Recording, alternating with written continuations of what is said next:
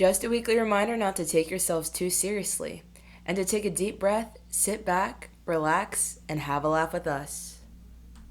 Today I'm joined by a special guest, Aranza Rivera. She's a former Disney College Program participant representing the University of Connecticut. We met through a mutual friend during our fall 2025 program. While I extended my DCP, Aranza returned home to focus on studying for the MCAT. This episode explores balancing ambition, discipline, and knowing when it's time to pivot. Hi, I'm Aranza, and I was a lifeguard from the Disney College program. I'm very excited to be in this podcast today. Awesome. Well, welcome, Aranza. Glad to have you on as well. What made you originally apply for the Disney College program? So it's a very funny story. It started because me and my friend, we always talk about it. Always wanted to be part of Disney. Never had like the chance because we were studying or working. This last year, we had the opportunity to like apply. It originally was my friend who wanted to like participate. I was already like at my job. Um and she was like, "Oh, I'm very nervous to apply. What to do? I don't know what to say." And I was like, "Girl, don't worry about it. I am going to apply first and I am going to let you know how it goes, okay?" And so that's what we did. I applied first. I wasn't expecting anything. I wasn't expecting to get accepted, anything. I was just like being myself there. Like, I told them that I was very excited to participate in that program, especially because I always dream about it. Obviously, I was a swimmer back in my hometown, so I was like expressing my interest to be a lifeguard there, but I like they couldn't like tell me what position they were gonna give me. Week after that, I got an email and they told me like, "Hey, you have been accepted." And I was like, "Wait, what? Is this for real?" Like, I wasn't expecting it. Friend also, she applied 1 week after and she got accepted too, and we become like roommates. We were able to like participate together in the program and live together in the program. She was a photo pass. We were not be able to hang out a lot because we both have like different schedules, but it was very nice. Sometimes she had to go to the resorts. I mostly work at the resorts. I mostly work like at Riviera, Title, Animal Kingdom. That was my home region, the resort, and yeah, basically a story why I applied there. I feel like we have kind of similar stories for the Disney College program. I don't think I necessarily applied because my friend like wanted to apply, but I think my friend more so applied because I applied, so that was kind of the Oh, thing. I definitely think I was the one who was like the most interested in it, of course, and she was more interested in starting off like her career. She was kind of like you because she had already graduated before me. When I applied, she applied, and we both got notified like a week later that we'd made it in. She actually paid all the dues and everything to come to the program, and I think are like $250 or something, just like as like mm-hmm. a down payment for like housing. Yeah. And when it came to like a few weeks before, I think before we realized what our roles were, she actually decided that she didn't want to come to the program. She was trying to figure out her job, I guess, instead would match with her. And for those of you who don't know, you get to like pick a room preference. So you could either have like a 4x2, which is like everybody has their own 4 rooms and 2 bathrooms, or you could have a 4x4 where everybody has their own room and own bathroom. Those are very unlikely to get. And then the other one is a 2x2, which is where you share a room with like a roommate and bathroom also. But Yeah. honestly, I think that I ended up with the 2x2. That was like my last choice. But Uh-huh, thinking me too. back at it, I think I landed in a 2x2 because we had put each other down. Like you're able to put like their pit number down, I Yes. guess, to be in the room as them. And I think they were like, oh, they're besties. Like, why wouldn't they be able to share a room Right. type thing? But I realized now looking back at it, I probably should have not put her ID in because I just assumed, oh, I'll just have the 2x2 to myself. No, they're always going to fill it up with somebody else. Right. Yeah. So at the end of the day, if you know that your friend's not coming anymore, I would definitely not put their name down because that's No. probably would give you a better probability of getting like a 4x2. You know what? Yeah. It is what it is, and I've had great roommates, so Well, I I have can't really news for you. I don't complain. know if you know. But they changed that. Not choose who's gonna be your roommate. So last year, well, I have heard that you cannot anyone going to give it to you. So now you're not having pressure to put like one of your friends. You're just applying in, just getting whatever they to give you for your room. And I think why they did that is because they definitely accepted way too many people. And I think they're relying Right. on like CPs for a lot of and stuff Right. because we had like almost we pretty much had like a housing crisis at one point because they're like if you're not in like a Yeah. full with full in it, might have to guys and go to another room that's like half full and that way we can Mhm. move a whole set of 4 people in. So I think that's part of the problem is that like we had like the biggest in group, which I think was like 2000. So I think that that's probably part of the reason for gyms and stuff, but I'm sure they'll come back with it once they start seeing less people again. Yes, no, I think the same way. And I also shared that story from you. I applied with my friend and we decided to like be together. So first option was to have for our own, but we ended up getting like a that we share, which wasn't that bad actually. It was very nice. We were very organized, so applause. Um because I have heard like multiple stories of like their roommates that they're not like that clean or that organized and they always complain about it or something. So I feel like I was lucky to have that opportunity. Yeah, and for those of you who don't know, like you don't have to be in the same like room as the same gender either. You could pick gender if you really wanted to. Honestly, I think as a girl, picking like a girl's room is the best idea because, I feel like sometimes boys are a little bit less friendly. Honestly, if you're a Yeah. girl, stick with the girls. If you're a boy, you might want a girl roommate because they're better than the guys. But Oh. yeah. Oh well, that too. Yeah. I feel like a lot of the guys on the program are also LGBTQIA plus living with a straight man. Time a guy and you're like, okay, Slay King, Right. Slay Bestie. So it should Yeah, no, be definitely. it Like shouldn't be most of my anything crazy. friends were gay besties and I loved them so much. So it was so exciting to like hang out with them because they know what they're doing. You know, they always know like all the gossip, all the things that you should know, you know? They have all the tea, and you will never have a Yeah. boring moment. Right. Yeah. What was your most memorable part of the Disney College program? I feel like being a lifeguard. So to go to medical school. So I feel like I didn't that decision that I got, I wouldn't have to continue with the hiring process because I wanted something to align to medical school. So I feel like lifeguard was key, and I feel like that was very memorable, especially because of the kids. You know, I have to watch their lives to for you know. Meanwhile, I was working there to make sure that they're safe and to make sure that everyone is safe. Another thing was to well, I don't know if you have already told them, right? But Disney gives you the opportunity to go into the parks while you're a cast member. And I feel like it was very memorable that every time that I got out of work, I was able to go to one of the parks. You know that that's something that not usually happens with not cast members, of course. Of course, if you're a pass holder, you can go whenever you want. But I know that that's very expensive. So I feel like that was also very memorable that I was able to participate in events there. Yeah, I would say that I agree with you for like the role. I'd say for me, I don't know if I wouldn't have gone through with the Disney College program, but I definitely did want my role to align with what I was studying in school, and I felt like merchandise was the best option for that since I studied U.S. culture and business, and for my master's I studied marketing.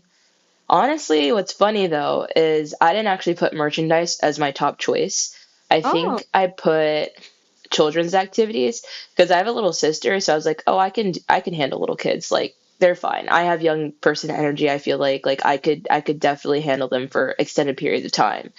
And I put that as my top one, I think, because I thought I was gonna drain my bank account with merchandise, and I'm not gonna lie, that's pretty much where I'm at. I feel like I'm broke all the time because you see how quickly the new stuff comes in and just how fast it goes away. And sometimes, like, we have this place called Cast Connections, basically, where, like, I guess things that we don't sell anymore go to I love cat. the Cast Connections or the Character Warehouse for the general public. Um, and some of the things you're like, that is too hot of an item to even make it there. I mean, sometimes it might make it there anyway, but you have to like be going at like the right time. And you never know what the right time is because just Right. one day I went on a random Thursday, I think, to Cast Connections, and I swear there were so many cars there. I was like, we need a bigger parking lot because people were like parking on the grass, and I don't even think that's legal. Wow. Yeah. And I walk in, and it's because all the Christmas stuff was already out, and it wasn't even near No Christmas. So I way. was like, oh, so that's why everyone's here. But like, so you never know when anything's gonna drop or what's going to make it there or not make Right. it It there. was always a surprise. So sometimes you're like, let me just buy it now, and then you see it there later, and you're like, man, I should have just waited. But yeah, Yes. that's why I didn't put merchandise as my top choice. But after being in merchandise for my whole entire program, I literally love merchandise, and I don't think I'd want Mhm. another role. Like, Oh I yes, I don't feel think the at lifeguarding. all. And I could No, never be a lifeguard because I literally just learned how to swim in 2020. So I really don't think that's a good idea for me to be there trying to save an adult or a child. no, So yeah, they no. It's definitely know how to pick their very. people. I feel like for me, it's like a different type of confidence. Like you build confidence with the people that are trusting you with their lives, and that's very impacted. Like I have always like thankful that I was a lifeguard because I just remember moments where parents will look at me with relief, especially during the nights. That's when, kids get exhausted and stuff. So that's when you need to pay attention to that water and to your surroundings too, but mostly to the water. So it really made me realize I'm not just like helping people here. I feel purpose in it.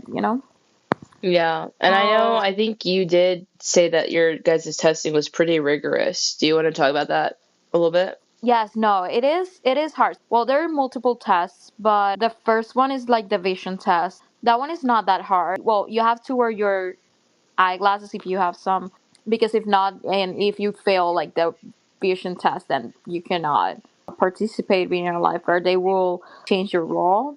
And the second one was the swimming test. There's two swimming tests.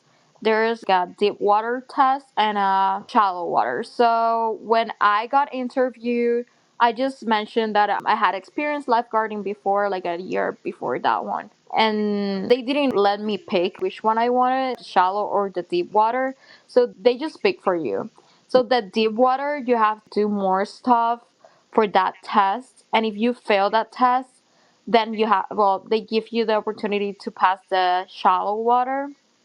And well, if you pass the shallow water, then you're good. So I passed the shallow water. It was very easy for me. I have been a swimmer since a very young age. So that's why I was like, oh, is that it? That's great. You have to get a license, of course, to be a lifeguard.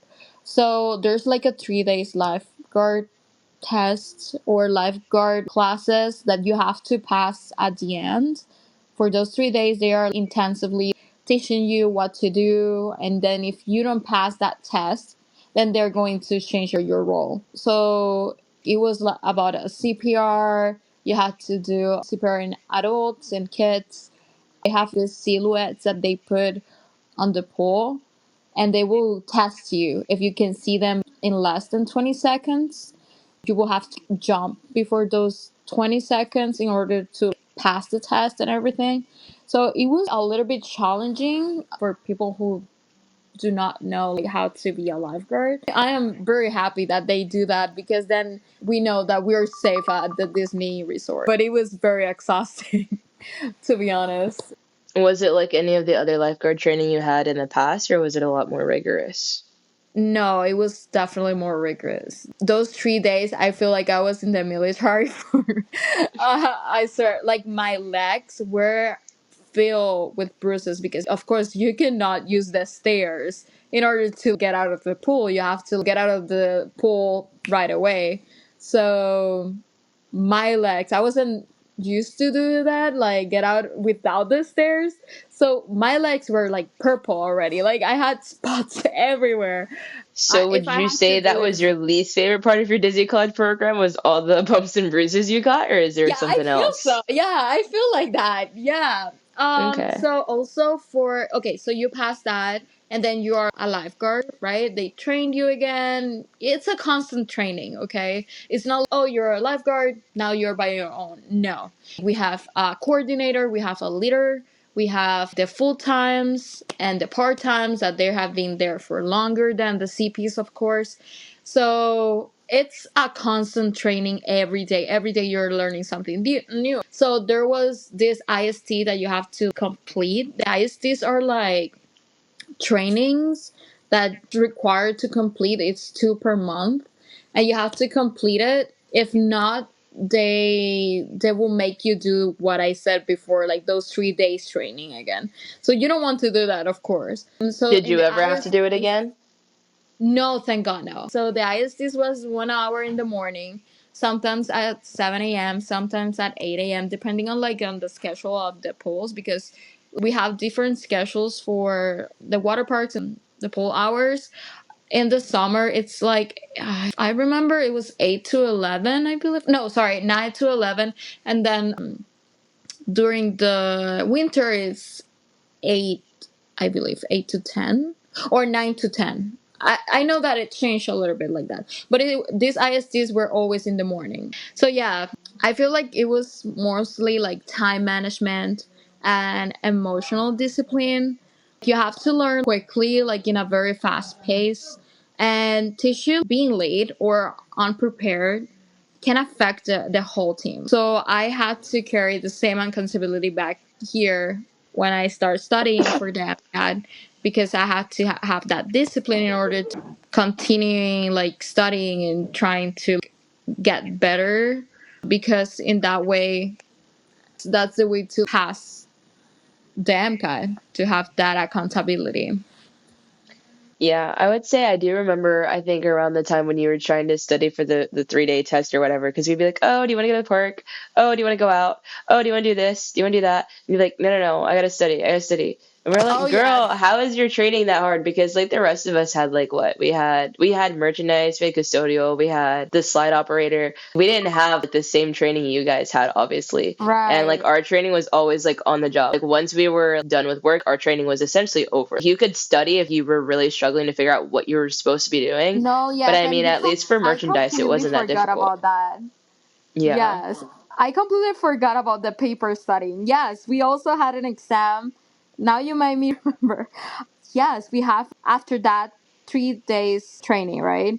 We have a final test and a final writing test. And that's what Kayla is telling about. I had to study very hard so we pass that writing test. Because if you don't pass the writing test, then you don't pass it. You have to pass both tests at the end. So you didn't want to do that. Yeah, I would say Um, we definitely had a test too. We had ours was 64 questions or something, but our coordinator would be there to help us, like if we didn't understand what it was asking, because some of the questions were also not updated to what we learn now. So some of the questions could have been like different than what we were just taught. And so they were always there to help us. For me, I had to take the test twice for some reason, not because I failed it the first time. I did not fail it the first time. It just didn't save for some reason. So they told me that I had to take the test again. And it wasn't just me, it was me and a couple of my other CP mhm. friends. And we're like, what do you mean we have to take it again? They're like, yeah, so it didn't like check off the list the last time for some reason. And we're like, oh. But it's Oh, okay because the time that it did check off, I did better than the first time anyway. I think the first time I missed like 7 questions, and the second time I only missed like 3 or 4. So I was like, okay, whatever. You can take the better score. That's fine. that's great. Yeah. Yeah, no, for me, yeah, for me it was like, okay, if I don't pass this, then I'll be a custodial, which again, I don't have any problems being a custodial. But for me, it didn't like line with the medical school. So I was like, I had that. Like, I was very under pressure. Like, I was like, okay, if I'm not a lifeguard, I will have to like literally quit because I was not going to have another role because nothing like aligned better than being a lifeguard there. So yeah, And they I didn't. also do like I feel like they also do like checkups like during like for us like we still have to keep our proficiencies up. Sometimes they'll do like an update floor stalking or they'll do like, an update for like, something else and we have to Mhm. recertify that we know what we're doing. So I'm sure do they do Right. that with you guys too at lifeguarding? So I feel like those were the ISTs. So basically, Yeah. like, yeah, because it had to be twice a month and every single day. We had the meeting in the beginning. There are two shifts in the morning, AM or PM. So AM, you start at normal time, 9 a.m. till I believe 3, 4. It was something like that. I don't remember very well. But then there was a meeting before the AM shift, and there was another meeting before the PM shift. Oh, this is what is going on. This is what's happening. Hey, we have training this day. Blah blah blah blah. Hey, don't forget about your ICs. Blah blah blah. How you guys doing? Blah blah blah. So you always have that chance to speak to the coordinators or leadership in those meetings because they were always there, Hmm. to talk about it. So I feel like that was a good thing also. Compared to my Yeah. other jobs, like that was very like impressive for me. Like they were always there. They're not gonna let you go and buy your own or whatever. Yeah, I think it's like kind of similar to like we have like merchandise like meetings in the morning. I never start in the morning. I'm always a PM person, so I don't really do those meetings. But I know like other places do them like for everyone that comes in. So I know I picked up at like World of Disney and we do those meetings like how much did we sell? Like what item is the one that's selling the most? Like how much more do we need to sell to reach our goal for today? How much do we need to sell Right. for the week? Like what are the new things on the floor if somebody asks you? Stuff like that. But those are really the only time that I've really done meetings is picking up somewhere else if I was starting in the morning, but I don't ever start in the morning. That's like not a thing that I will ever do if I don't have to. No, yeah. Um, yeah, and then I guess the next thing I was wondering was how did you balance enjoying like life experiences like the Disney College program while keeping your long-term goals in mind? Like did you were you studying for the MCAT while you were here, or was that just like a whole vacation for you? So this is the thing. I know for yours the same because it's like long shifts and stuff. But especially for me, like being a lifeguard there at Disney, I feel like it took me my whole like day. I had to wake up in the morning, do whatever I needed for the evening, like prepare lunch or my breakfast, prepare my stuff, do like groceries because you of course you're living independently. It's not like you're living in your parents house that you have like your stuff or maybe your food ready or so you're basically there having your own adult life, and then you have to prepare all these things, and then you start from, especially I was working PMs, so it was like 3 to 11 sometimes. So basically like you didn't have a lot of time to do your own stuff. When I was able to get AMs, uh, well, you're there, right? Like from 9 to 3, 4. And then you get out, then you have to change. Especially me, because I didn't have like a car. You were always my ride. So I had to take the bus. It was like 2 hours, basically, because it was like 1 hour going to Flamingo. That's where we like live. And then going to the park, so that will be like another hour. So it took you like a long, like the whole day to like, you know first go to work and then go to do whatever you wanted to do to like have your like mindset clear for the next day.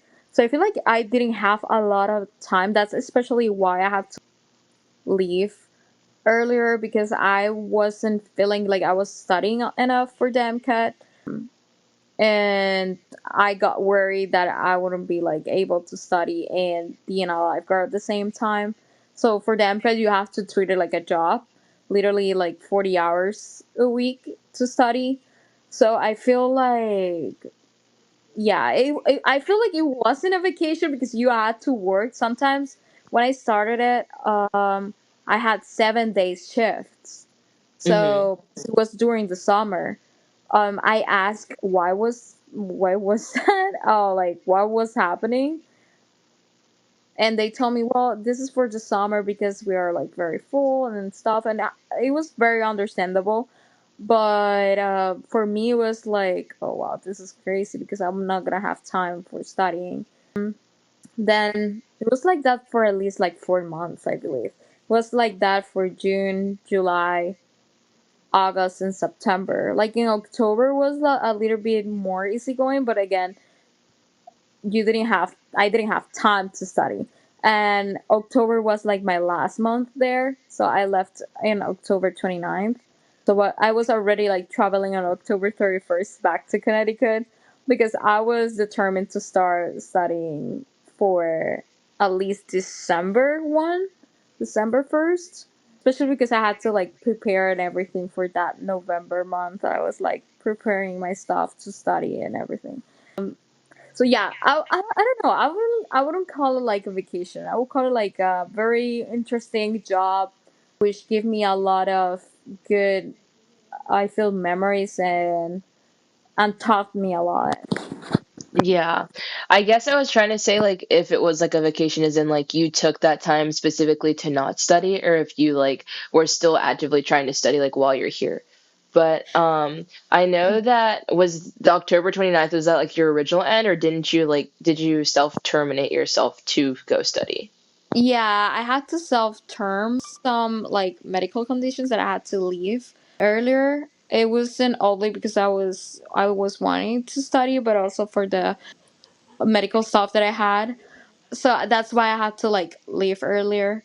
Well, I had to put myself first, unfortunately, because I couldn't like tolerate it anymore. So I had to leave. What part of normal life felt the strangest when you returned home? The pace. I don't know if you have ever visited Connecticut, but Connecticut is very like, I feel like quiet and very relaxing compared to Florida. I feel like Disney life is intense. It's like in constant, like good intense, not bad intense. It is intense, it's constant movement, like people, the energy is different. So it felt like very quiet when I came back. But actually, I don't take it like in a bad way. I take it in a good way because it helped me to refocus. It gave me that space to reflect on who I am becoming and what I Mm-hmm. truly want. So, of course, my mentality was to pass the MCAT, right? To Mm-hmm. apply to medical school. So I feel like being in this state helped me to do that, right? Mm-hmm. Did you end up Uh, passing your test in December? So it's a 6 months studying that I have to do. I started in December. Well, I'm going to be taking it on April. Okay. So So you got yeah. another month. You got this. Yes, wish me luck. Girl, you got it. Don't worry. Oh, thank you. When you think back to where you started versus where you are now, what's a moment that quietly changed everything for you? Wow, that was a very good question. So I feel like something that really changed. Okay, so I think I never told you. I'm not too sure. I don't remember. But there was this time that I have to save someone, right? Mm-hmm. And being able to like jump to the water, like, I was already trained for this. I was already ready for it. But at the moment, like, you're a human, right? So you know what to do because it's like a muscle memory. But at the same time, you're like second doubting about yourself, like, are you gonna do this right? So it was grandma. She was on the slide and well, she missed the floor. She was like just crawling like in at the same pool inside of the pool. So I had to jump and have to save her.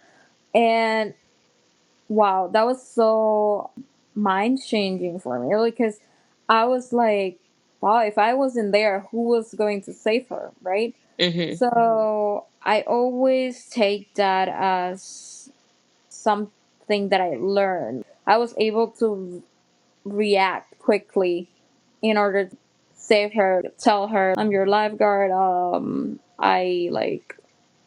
I brought her to the stairs so she could be with her family. Everyone was very anxious, right? Like very scared that something happened to her, but I was there to save her. So that was really mind changing for me. After that day, I felt like, okay, so this is what I really want, right? I really wanted to help people in the future. Mhm. Mhm. You So felt like a superhero. yeah, you're useful for something, and you're there for a reason. Mhm. So I feel like that moment made me see Disney not as a destination. It makes me see it like a preparation. Mhm. Yeah. Like, yeah, it's for like a preparation for harder paths like medicine. So I feel like it was it was a very very good experience there. Yeah, no, that I totally get that.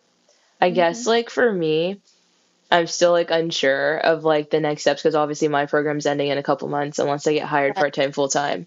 Um, so like it's very interesting because like I have really liked my experience here, and since I am in marketing and I'm a business person, I feel like this could be like a good like destination for me. Right. But you never know if it's your destination or if it's like your kind of like pathway to something else that's like Right. even better. And so I don't know what exactly is better than Disney, if I'm gonna be completely honest. But if there is something better, hopefully I'll get that. Um, I guess now it's time for us to go into our final whistle since we're running low on a little bit of time. Oh, So, are sure. you ready for that? Yes. All right. What is your favorite Disney World park? Animal Kingdom. Okay. And My- what's your favorite ride there? Okay, Animal Kingdom, Mount Everest, Magic Kingdom, Tron. Okay, okay. What about Yes. Epcot? Ah, Guardians. I love it. And what's your favorite ride overall? Guardians. Okay, okay. So Animal Kingdom's your favorite park, but Epcot houses your favorite ride overall, which is kind of interesting, but that's cool. Yeah. Typhoon Lagoon or Blizzard Beach? Oh God. Typhoon Lagoon. Typhoon Uh, Lagoon. okay. And you never said what your favorite ride at Hollywood Studios was. What's that? I have to say no to the. Oh no! Yeah, they're closed. They just closed. It was Rock and Roller Coasters. Now they're doing the Muppets version. Okay, but like since that's closed, what's your new favorite? Or what's your Okay, second favorite, I guess? definitely no Tower of Terror. There's a no there. I There's love a no. that ride. Yeah, I would say Slinky Dog. Is that the name? Yeah, Slinky? yeah, Yeah, Slinky Dog. Yeah. yeah. All right. What's your favorite? Disney World or Disneyland? Disney World, for sure. And your favorite Disney show? Ariel. Ariel is Yeah, your favorite Disney show? I love it. I thought that was a movie. You mean The Little Mermaid? Oh yeah, but I thought that you meant like the show and the park because they have a show. Oh, you know what? That's a good way. I was talking about Disney Channel, but yeah, no, that is a good Oh, way to see Disney it. Channel, Hannah Montana. Period. Okay, Slay. Also, this is not a Disney ad, but they are coming with their 20th anniversary special on March 24th. Which at this point in time, this episode is way too late for, but when we recorded it, it was before that time. Don't worry. Yes, exactly. We're traveling in the future. Yeah, yeah. We're traveling back in time. Yeah, in Yeah. time. We're time traveling. Guys, this is how time travel is created, actually. Yeah. No, I'm kidding. I'm kidding. The last question. What's your favorite Disney movie? Oh my goodness, my favorite Disney movie. I will say Enchanted. Okay. Oh my I God, love. I love that movie. Yes. If you could title this chapter of your life, what would it be? I think I will say, I don't know, something with magic. From magic to purpose. From magic to meaning. From magic to meaning, I will say. That's a good one. I love that. Yes, yes. Well, thanks for coming on the podcast, and I hope you had a good time. I hope the listeners learned something new, had a good time with us. And thank you so much for inviting me. I really, really appreciate Yeah, you're welcome. it. We'll dive into more guest journeys and experiences in future episodes. But for now, wherever you're listening from, whether you're driving, walking, or lying in bed, I want you to reflect on this. What are you preparing for right now, even if you don't know exactly where it's going to lead? As I wrap up this episode of By the Riviera, I'll leave you with this. Sometimes the things you're doing today aren't just preparing you for the opportunities you expect. They're preparing you for opportunities you haven't even imagined yet.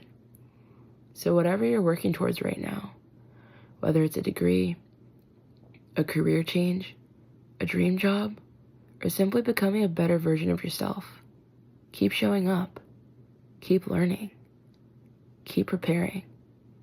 Because one day, you'll look back and realize that the things that felt small in the moment were actually laying the foundation for everything that came after. I usually don't end the episode with a snapshot of where I am in life, but today, it feels fitting. When Aranza and I recorded this conversation, I was nearing the end of my Disney college program, and now it feels like the perfect time to celebrate my transition to part-time with Disney. Just a few months ago, I wasn't entirely sure of what came next. I just knew I wanted to keep moving forward. Now, I get to help create magical moments for guests in a new role alongside lifeguards as a pool greeter. Not by the Riviera, but down by the bayou in the Sassagoula region. And in a way, that's exactly what this episode has been about. Preparation, trusting the process, taking the next step before you can see the whole path. So whatever your next step is, take it. You never know where it might lead. That's a wrap for this episode of the Collegiate Chronicle. Thanks for tuning in. We hope you got a good laugh, learned something new, or maybe just felt a little more prepared for whatever college throws your way. If you enjoyed today's show, don't forget to subscribe and leave us a review. Got a wild college story or a topic you want us to dive into? Hit us up on social media or drop us a message. We might just feature it next time. Until then, stay safe, have fun, and remember, college is as much about the journey as it is about the destination. Catch you next time!